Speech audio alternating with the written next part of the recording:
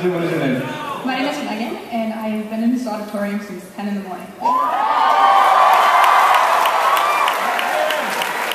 Did you go to the bathroom or eat a sandwich? My question's for the whole panel.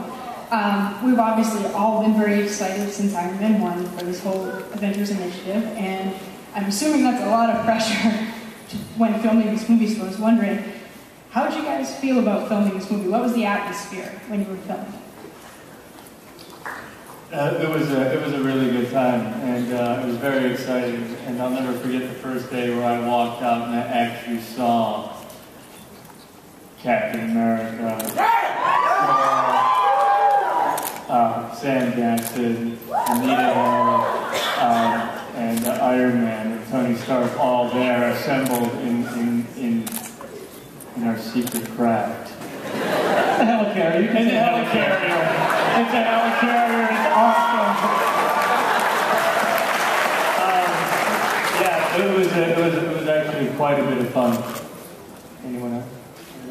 Where's Thanos? Okay, I'll say I said about this to have started kind of at the Frank here at the Disney Concert Hall, trying to serve some papers to Tony Stark in Iron Man 1, to actually find myself back in the black suit, walking into a room and seeing the doors swing open, and there were the Avengers. I kind of felt like it was the Make-A-Wish Foundation. Like I only had a week to live and nobody had told me, and this is a great way to send me out. Yeah, I had a similar experience too. I feel like I started the movie and you were doing a lot of the helicarrier stuff, but when everyone came in, it was so intimidating, and you could not see me because I was glued to the back. I was like I was a fly on the wall. I was so intimidated with everyone. But I think that's sort of how it started off, and then as time went on, we all became friends, and there was a lot of time to hang out on set. So. There was not a lot of times when everyone was in town at exactly the same moment, but the night there was, my favorite text I may have ever gotten in my life was from Chris Evans, and it just said, "Assemble."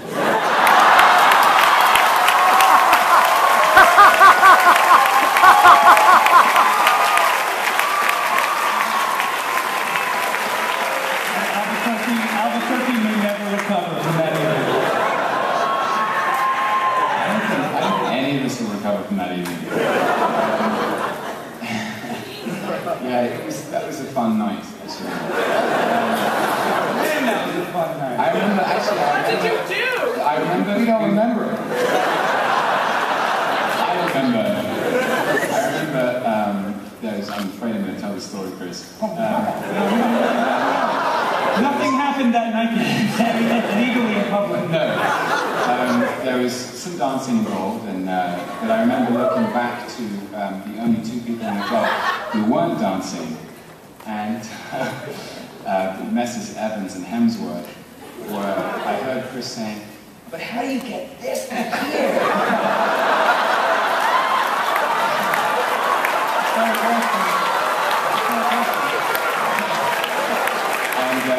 And Chris Hemsworth saying, "I don't know, mate, like just work it out and stuff."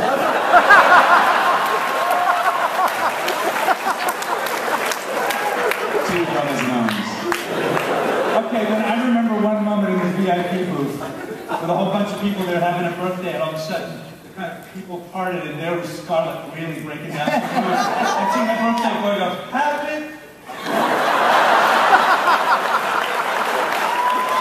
He wasn't Ruffalo, but he was Romanoff. All right, sir. What is your question? Hi, I'm Sean.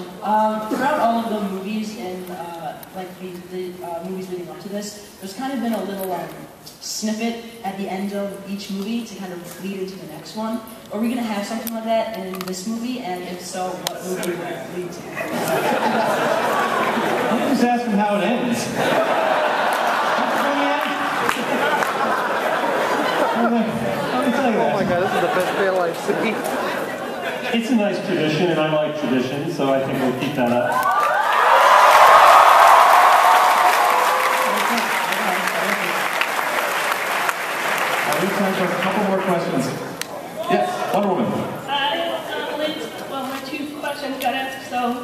one goes to Chris. What do you think? When there's a Captain America 2 about him working with Wolverine, considering their relationship in the past? For me, that should be a question for Kevin. Jump that one. Wolverine will probably not show up in Captain America 2, but you never know someday. You never know. I never thought this would happen. You never know.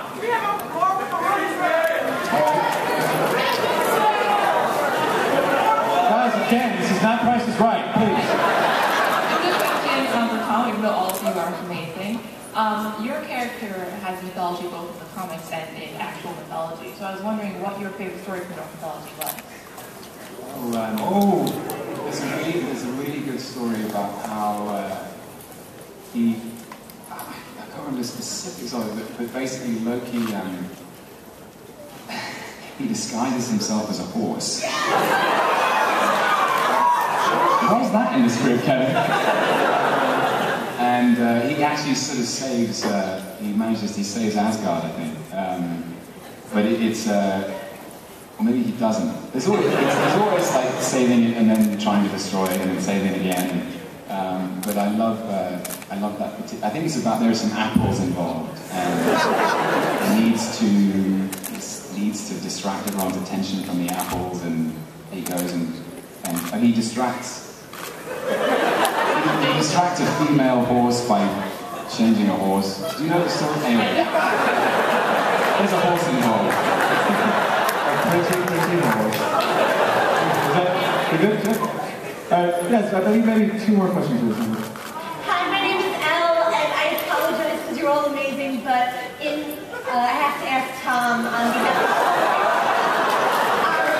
My name is Loki. In my review of Thor, I dubbed the movie Loki, like many people, because we all felt that your portrayal was so amazing. How did you tap into that very tortured spirit? Because you come across kind of like Gene Wilder's here. It's so funny. My drama school used to say I look like Gene Wilder. Very high compliment, I think. Thank you. Yeah, he's amazing. I'm one of the Gene Wilder. Come with me. Come on, kids, into my creepy factory. I will. We just got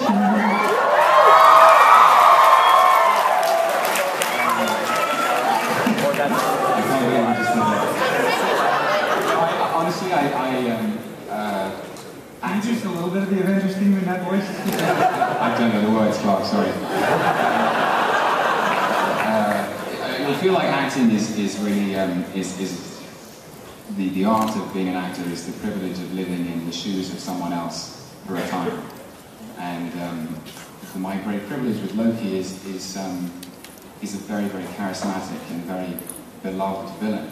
And the word villain, I think, is interesting because villains don't believe that they're villains. They think they're doing the right thing, no matter how misguided that is. And that was really my corner that I came to it from. I thought, how can I make this relatable and accessible and somehow meaningful and three-dimensional and you know, everything that's ever moved me in cinema is ultimately human. And so I tried to make Loki possess as much humanity as I could. So it's a huge compliment to do that. Thank you. Thank you. Oh, wow. Anyone have a question for not Tom Hiddleston? My name is Amy, and I have to do this, but Tom.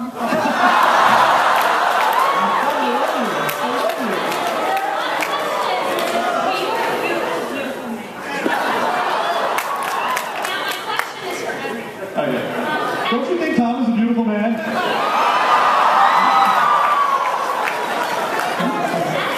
you're playing characters and as you're being in these movies, do you find yourselves becoming more emotionally attached to the characters?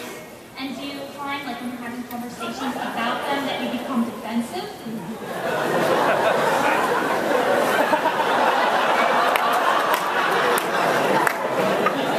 I'll briefly say yes.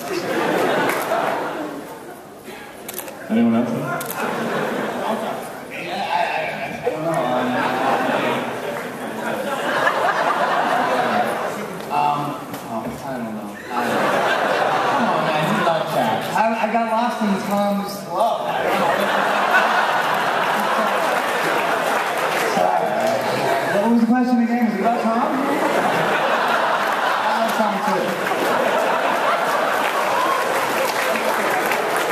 just like, I think it was sort of, is that like a method acting question? Like, do they get so into their characters that there's...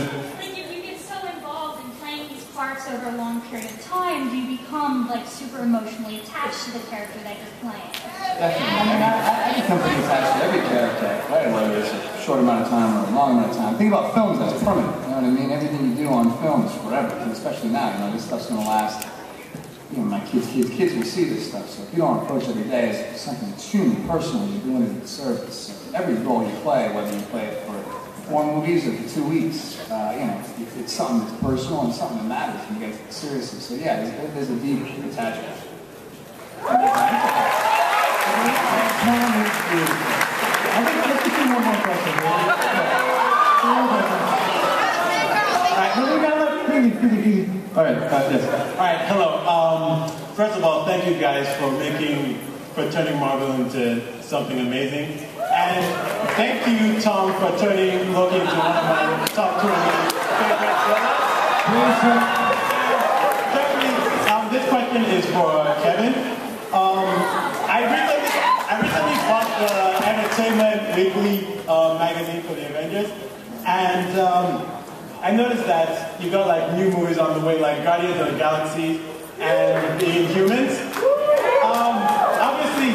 Obviously, I feel like you're planning to bring the cosmic Marvel heroes together the same way you did with the Avengers. And if that's going to happen, how is that going to happen? Well, I mean, certainly we're going to continue. You know, we're working on a movie. We're in pre-production of a movie called Iron Man 3 right now.